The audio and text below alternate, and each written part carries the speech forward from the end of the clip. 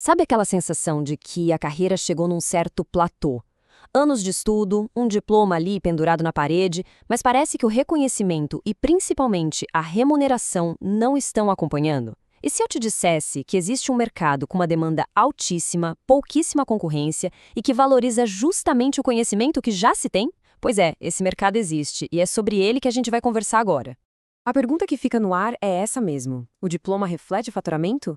A verdade é que muitos profissionais com uma bagagem técnica enorme se veem brigando por um espacinho num mercado que já está lotado. Aquela impressão de que o próprio conhecimento vale muito mais do que o mercado tradicional está pagando, isso é uma realidade para muita gente. Então, vamos começar a entender isso a fundo. A gente pode chamar essa primeira parte de seu diploma, sua renda. Aqui a gente vai olhar bem de perto para o problema, sabe? O cenário que todo mundo conhece e a lacuna que existe bem no meio dele.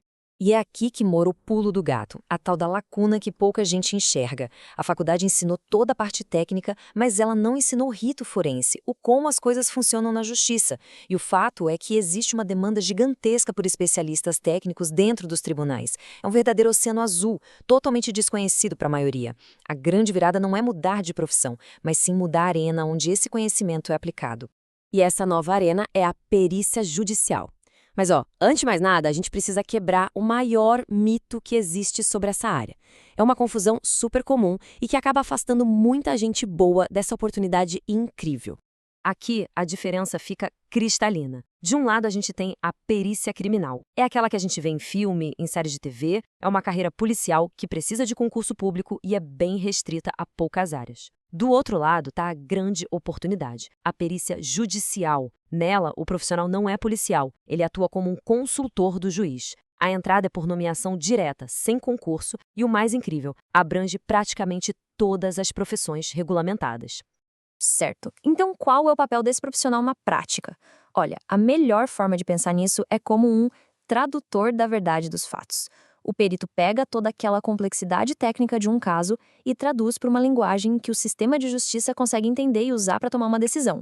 A definição oficial é bem clara. O perito judicial é um assistente técnico da justiça. A função dele não é defender um lado ou outro, muito pelo contrário, é ser totalmente imparcial. O objetivo é dar ao juiz as ferramentas técnicas que ele precisa para poder tomar uma decisão que seja justa e, claro, muito bem fundamentada. E o processo é bem direto, bem lógico. Tudo começa quando um juiz, que é um especialista em leis, claro, se depara com uma questão técnica que está fora da área dele.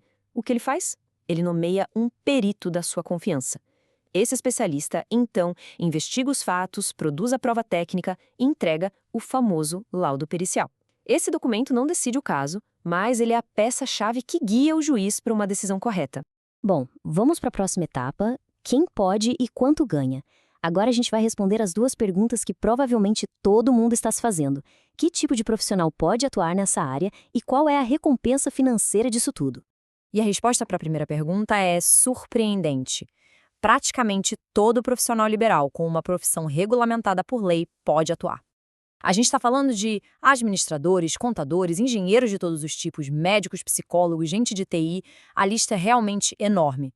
A única exigência básica é ter o registro ativo no seu conselho de classe, como o CRM, o CRA, o CREA e por aí vai. E sobre o potencial financeiro? Bom, a média nacional da hora técnica de um perito judicial fica entre R$ 400 e R$ 700. Vamos para um exemplo prático? Um laudo que leva umas 10 horas de trabalho para ser feito pode gerar R$ 4.000. Isso por um único trabalho. E essa é só uma das várias formas de atuar na área. Mas os benefícios vão muito além do dinheiro. Existe um efeito colateral muito poderoso nisso. Pensa só. Quando um contador, um administrador ou um médico se apresenta também como perito judicial, o nível de respeito que ele impõe no seu trabalho principal muda completamente. As orientações que ele dá aos clientes deixam de ser só sugestões e passam a ser vistas como diretrizes críticas, porque vêm de alguém que entende na prática como os problemas acabam no tribunal. É uma autoridade que não se compra.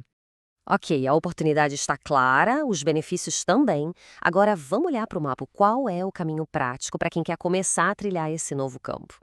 São 4 requisitos essenciais e o melhor, totalmente acessíveis. Primeiro, o registro ativo no seu conselho. Segundo, uma formação específica no trâmite jurídico. Como a gente já viu, a faculdade não ensina isso, então é fundamental. Terceiro, ferramentas básicas que quase todo mundo já tem. E quarto, o certificado digital, que é basicamente a sua assinatura eletrônica para poder atuar nos processos. Ou seja, não precisa de uma nova faculdade, só de um conhecimento direcionado.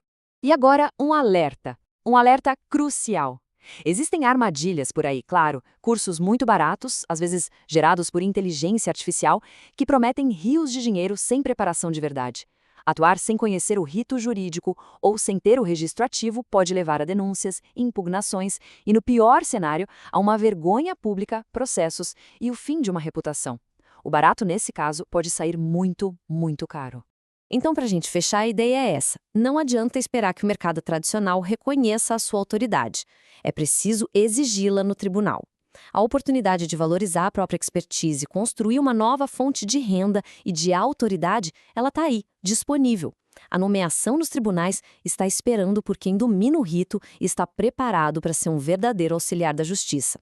A pergunta final que fica é: por que não levar o seu conhecimento exatamente para onde ele é mais necessário e, principalmente, mais valorizado?